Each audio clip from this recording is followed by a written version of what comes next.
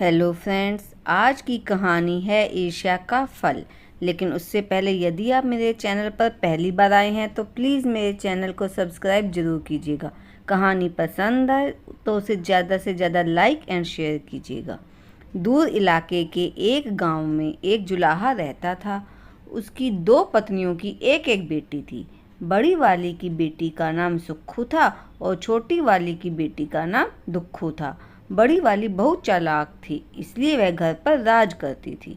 वह और उसकी बेटी सुख से रहते और सैर करते।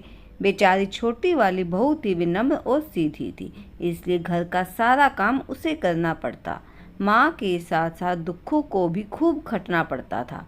जुलाहा भी उन दोनों पर कोई ध्यान नहीं देता था। एक दिन अचानक जुलाहे की मृत्यु हो गई। बड़ी वाली ने चालाकी से सारी संपत्ति हड़प ली और छोटी तथा दुक्खू को घर से निकाल दिया। बड़ी अपनी बेटी के साथ शान से रहने लगी। छोटी वाली सूत काट कर कपड़े बुनकर बेचने पर जो मिलता उसी से रूखी सूखी खाती। एक दिन दुक्खू की माँ ने रुई सुखाने डाल दी और दुक्खू को ख्याल रखने के लिए स्वयं पानी लाने चली गई। उसके जाते ही हवा का एक झोंका रुई उड़ाकर ले गया। दुक्खू ने रुई पकड़ने की बहुत कोशिश की, पर रुई हाथ न आई। वह रोने लगी। उसे रोते देख पवन देव ने कहा, मेरे पीछे आ, मैं रुई दिला दूंगा। दुक्खू पवन देव के पीछे पीछे चल दी। कुछ आगे जाने पर एक गाय मिली। गाय बोली, बेटी, मेरे चारों ओर गोबर पड़ा है, जरा इसे साफ कर दो। मेहनत और दूसरों की सेवा करने की आदि दुक्खू स्वभाववश ही गोबर साफ करने लगी।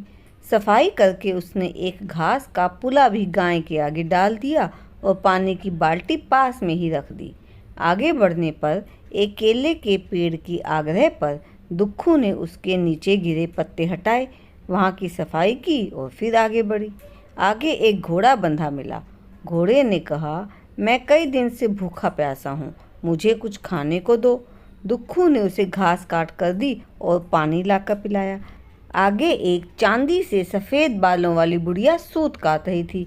वह चांद की माँ थी। पवन देव ने इशारा किया कि इनसे अपनी रुई मांग। दुक्खू ने बुढ़िया के चरण छूकर अपनी रुई मांगी। बुढ़िया बोली, रुई मिलेगी, पहले अंदर जाकर बालों में तेल लगाकर ताल में नहा, फिर नई साड़ी पहनकर खाना खाकर आ। दुक्खू भीतर गई। बालों में तेल लगाकर उसने ताल में डुबकी लगाई। चमत्कार हुआ, वह परी सी सुंदर बन गई। दूसरी डुबकी लगाई तो उसका शरीर गहनों से लद गया। तीसरी डुबकी लगाने की उसकी हिम्मत नहीं हुई। उसने कक्ष में आकर कीमती साड़ियाँ छोड़कर सादी सी साड़ी चुनकर पहनी। फिर वह भोजन कक्ष में गई, जहाँ मेज पर पकवान सजे थे। दुक्खू ने केवल रोटी और सब्जी चुनकर खाई और बुढ़िया के पास आ गई। बुढ़िया ने उसे रुई लौटा दी और साथ ही बुढ़िया ने अपने पास रखे डिब्बों में से एक चुनकर उपहार स्वरूप उसे ले जाने के लिए कहा। दुक्खू ने छोटे वाला डिब्बा उठाया। रास्ते से लौटते समय घोड़े ने उसे सोने की अशर्फियों भरा घड़ा दिया। केले के पेड़ ने सोने के केलों का एक गुच्छा पकड़ाया।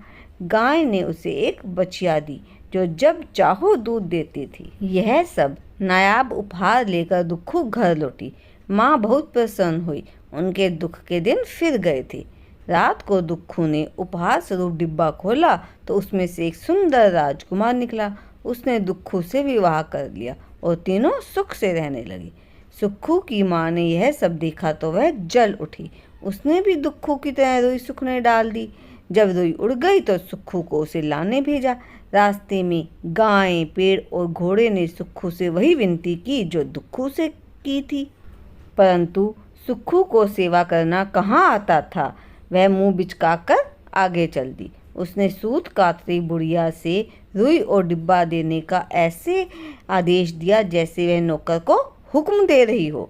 बुढ़िया के कहने पर वह भीतर गई और तेल लगाकर ताल में 3-4 बार डुबकी लगाई। इस बार सत्यानाश हो गया। वह राक्षसी सी कुरूप हो गई। श्रृंगार कक्ष में आकर उसने बढ़िया साड़ी चुनकर पहनी और खाना भी बढ़िया जी भरकर खाया। बुढ़िया ने अपने पास रखे 2 डिब्बों में से एक उपहार स्वरूप चुनने के लिए कहा तो सुक्खू ने बड़ा डिब्बा चुना। रास्ते में घोड़े ने उसे लात मारी। केले के पेड़ ने उस पर छिलकों की वर्षा की और गाय ने उसे सींग से उछाल कर फेंका। रोती पिटती सुक्खू घर लौटी। माँ ने उसकी हालत देखकर माथा पीट लिया। रात को सुक्खू ने डिब्बा खोला तो उसमें से राजकुमार की जगह अजगर निकला। अजगर ने सुक्खू को खा लिया और खिड़की की राह भाग गया। सुबह सुक्खू की माँ को कमरे में केवल अजगर की केंचुली मिली। उसका सब कुछ खत्म हो गया था।